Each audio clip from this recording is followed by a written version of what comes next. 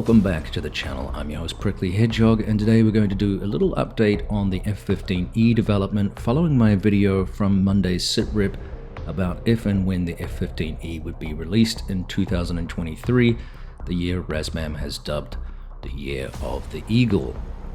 So Ron Zambrano posted on Twitter, who is the head of RAZBAM if you're unfamiliar, a list of features which will be released with the early access module. Importantly, they confirmed that a release date is now set internally, but they have yet to make that public just yet. Zambrano's Twitter feed over the last few days has been plugging more amazing shots of the aircraft and hints of its pending release. Let's take a deeper dive into the post about the features he listed for the early access module, which has been one of the more comprehensive lists I've seen, although some of you disagree with me on that. Nonetheless, let's discuss this in a little more depth. Firstly, we have a fully modeled laser gyros assembly with drift error. Now, the aircraft uses a laser gyro and GPS to continuously monitor aircraft position. This data is fed into the aircraft's computers and other systems and is displayed in the digital moving maps. It appears the team has built into the INS system drift error capability. Presumably this will be correctable with a flyover point similar to other aircraft in the game, like the F-16 and the Black Shark 3 as examples. This topic always generates a fair amount of argument in the community. The drift error creeps in over longer flights. Using the F-15E as an example, some months back it was mentioned by WAGs that an hour or more of flying would generate some INS drift, which was correctable. The system obviously has the GPS navigation as well, which works in as an additional precision aid, except in GPS jamming situations, which is not modeled in DCS anyway. So in short, we don't really have to worry about that portion. It's just a nice attention to detail thing, but no doubt someone will get their knickers in a twist about this whole thing if I discuss it any further. As I said, it's just an attention to detail thing with regards to the gyro system. So integrated GPS assembly is also in the aircraft with its own independent gyro system, so see above with what I was referencing there, and the inertial navigation with selectable gyro system for position keeping, again see above. TACAN navigation, tactical air navigation systems. These are represented in the game and can be used to locate airfields which have TACAN systems or also between aircraft. ILS navigation, this is active in the game. Once again, depending on the airfield, and Tricker does a great video of one of these landings with the F-16 coming into Nellis. For those interested, I'll try to remember to post a link to that. The video is about a year old, so some of the game has been updated since then, but nonetheless, it gives you an example of what an ILS landing in terrible weather looks like. Waypoint navigation, which is fully editable with in-cockpit add, edit, and delete functions. That should be self-explanatory. The aircraft has a sensor suite, so tactical situation display. Currently it is working only as a moving map. It will be constantly updated to become a fully operable system capable of selecting targets. So that feels like a missing piece of goodness in one of the world's most capable air-to-ground aircraft, but we'll have to wait and see if that's a significant hindrance on its release. Now, this aircraft has a whopping big radar, and in this particular variant we have the AN APG-70 radar, and in listening to real pilots talk about radars, the bottom line is that the APG radar is a beast, simply because big aircraft can carry big fuck-off radars, similar to what the AWG-9 or the AWG-9 radar provided for the F-14 Rios and the Tomcat, but with much more digital representation and reliability than that sort of analog system of the period. So pilots have been quoted as basically saying for the F-15E, if it had metal on it, we could see it.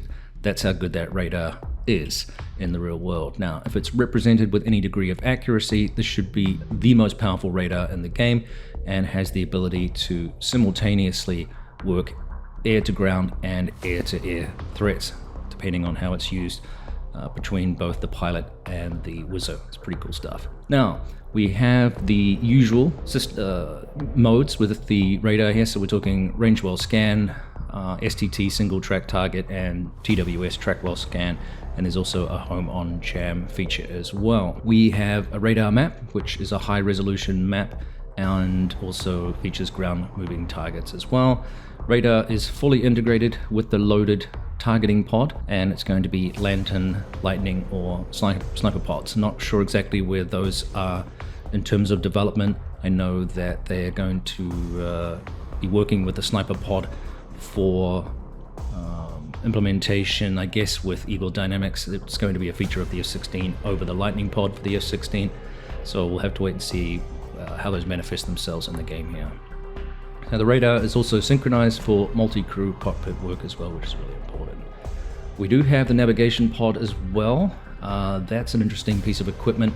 I should have done a little bit more research on that. I actually missed this. There is, and it does have its own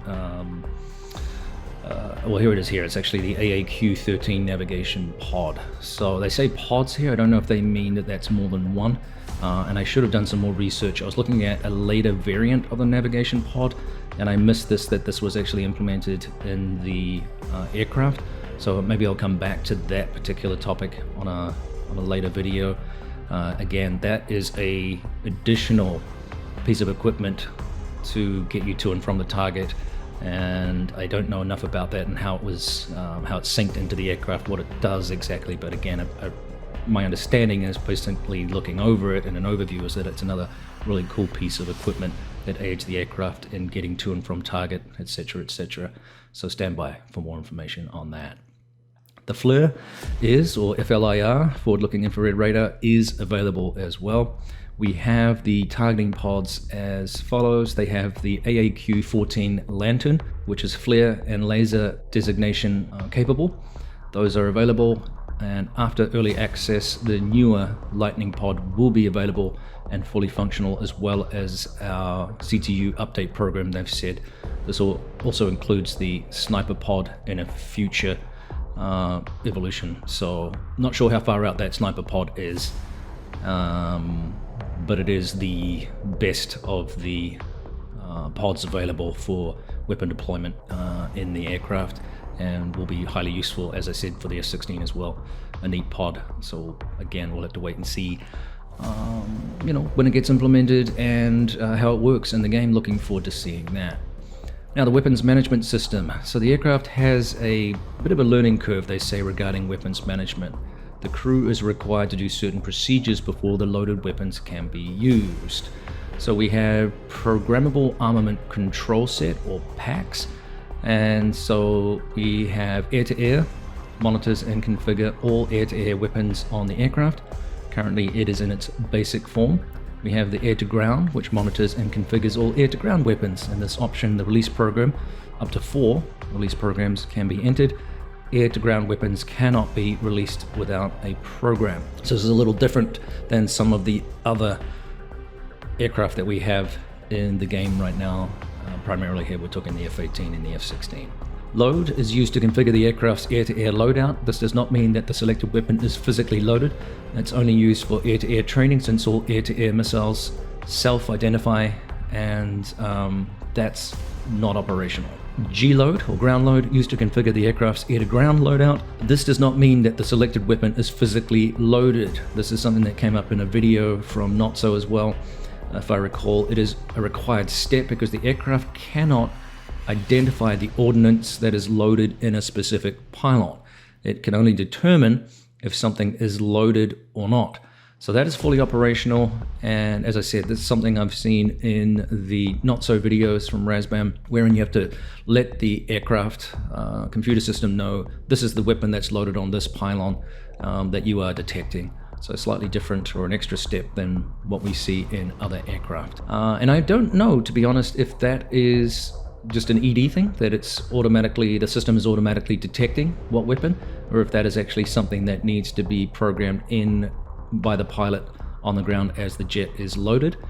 Maybe some F-16 people can, loaders and things, could help us out with that and clarifying that, but again, an extra step than what we currently do right now. So, jettison, this is used to pre-program weapons, jettison for quick release under combat conditions. 2 jettison programs can be entered. That is fully operational. Air-to-ground delivery, this configures the delivery parameters for each weapon and its release program. We have selective jettison, which is used to select the removal of an aircraft load. Unlike the combat jettison, the aircraft is required to select the pylons. The pilot is required to select the pylons before jettisoning. Can I say that? Jettisoning them. Oh, a little bit tricky there. Jettisoning them. All right, we get there. All right, weapons suite. The following are the weapons that will be available on EA release. So we're talking air-to-air weapons here. We have the AIM-9 family of L, M, P, and P5. We have the AIM-7 family of weapons, M and MH, and then the AIM-120 weapons. We have the B and C variant. With air-to-ground, we have the Mark 82 family, low drag and high drag, so snake eyes and the air burst weapons, I think. And then we have the Mark 84 low drag and high drag, and we have the CBUs 87 and 97. We have the laser guided weapons, the GBUs, the 10, the 12, the 24, the 27, and the 28. We also have training versions of the Mark 82, Mark 84, and the GBU 12. The aircraft will have a gun, of course, which is the M61A 20mm Vulcan with 500 rounds of either PGU 28 or B Sapphire or M56 high explosive, I believe. So we have a mix of weapons in there for different effects.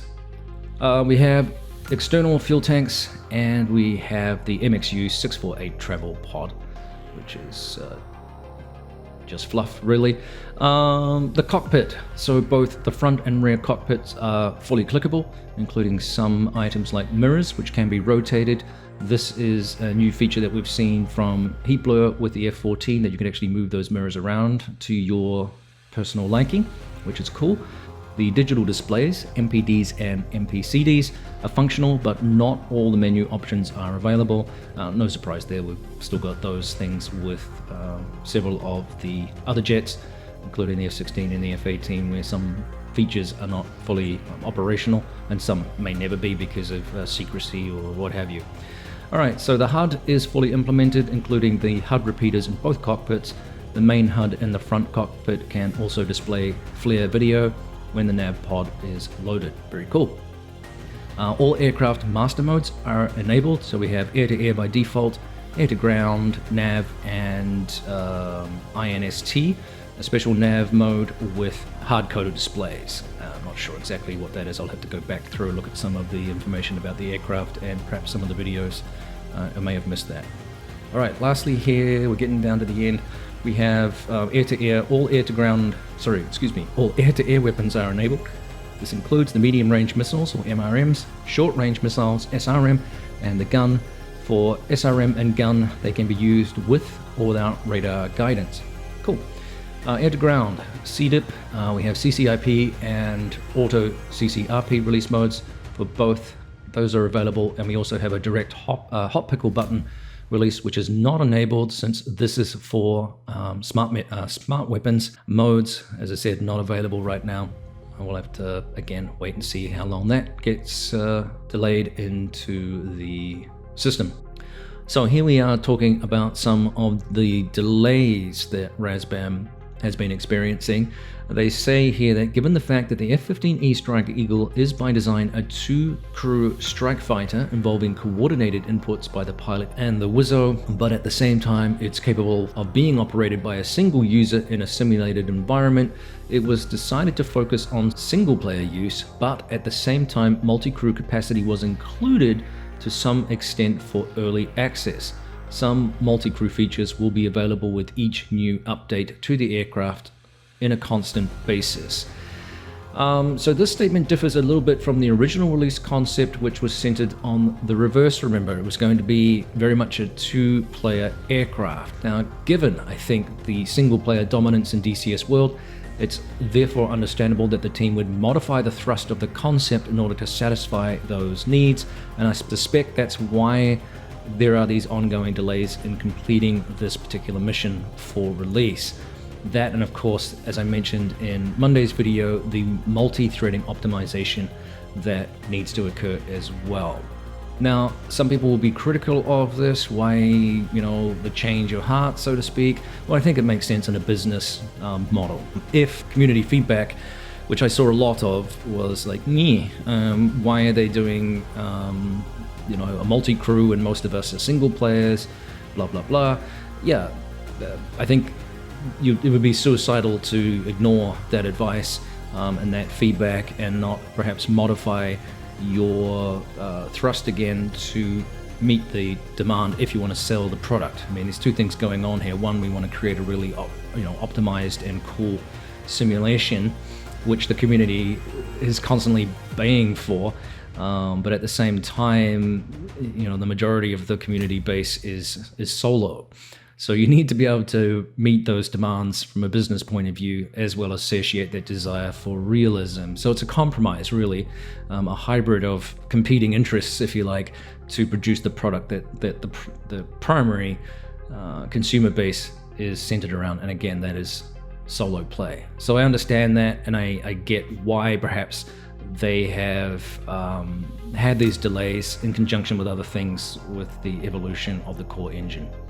So let's talk about multi-crew synchronization that we mentioned there. So currently we have flight controls, autopilot, CAS and the trim system, the landing gear and the brake system, the speed brake and the flap system, engine and engine control system, electrical system, aircraft external lights, cockpit internal lights, the ECS system, fuel system, ejection system, air-to-air radar, air-to-ground radar, and the navigation waypoint. So all pretty stock stuff there, I think, in terms of what we would expect from a module release. Now, the multi-crew synchronization is, they say here, a challenging technical endeavor due to the complexity of the aircraft systems that allows both seats to fully control the aircraft and its sensors. It is a lengthy and complex process that will be constantly updated. No surprise there, we've seen this with other aircraft and how long that takes. The F-14, as an example, the recent release of the MB339, that team talked about the complexity of one of their biggest hurdles, in fact, was making sure that both seats worked in synchronization. So it's no surprise then that multi-crew synchronization is one of the challenges. They're going to include us with an up-to-date user manual and interactive missions by Baltic Dragon. So keep in mind, they say here, that this is a set in stone list of features for early access, but at the same time, more features will be added until release. So what we've talked about here may have more features, there may be more adjustments. We'll just have to wait and see what they actually produce. So as I said, essentially the core challenges I see are the integration of the multi-crew components, something which has come up, as I mentioned previously, from other developers, and synchronizing cockpits where duality exists. Remember too that the F-15E is capable of being flown from the back seat, so they'll need to make sure that that's accurate, and that is not the case with the multi-crew aircraft, the other big one, which is the F-14. As we know, it's only flyable from the front seat. People have been asking me about the terrain following radar, and that is not mentioned in this list. You would have noticed its absence. I believe it has been discussed previously as a possibility, as a feature of the aircraft, but I don't know again when that's going to be implemented or if it will be implemented. Of course, we'd love to see that. So we have a lot of things that are work in progress that we don't see in this list.